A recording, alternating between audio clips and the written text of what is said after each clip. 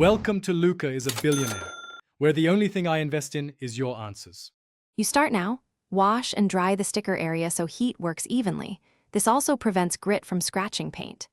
Gather a heat gun or strong hair dryer set to about 150-200 degrees F, dental floss or fishing line, a plastic scraper, and adhesive remover. Once the surface is warm, test an edge to confirm the vinyl softens and the clear coat holds. Make sure to work in shade.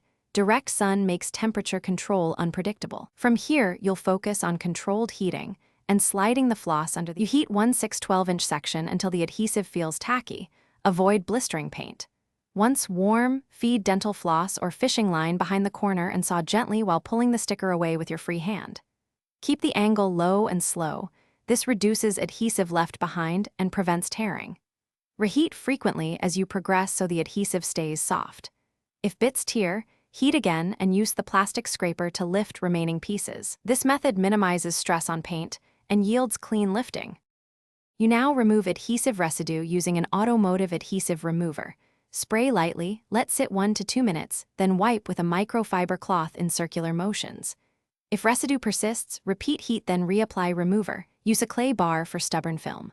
Once clean, wash the panel, dry, then apply polish followed by wax to restore gloss and protection. Make sure to inspect for paint stress. If the clear coat softens, stop immediately, rinse thoroughly, and seek professional help to avoid permanent damage. Thanks for watching and please subscribe. It's the best investment you'll ever make.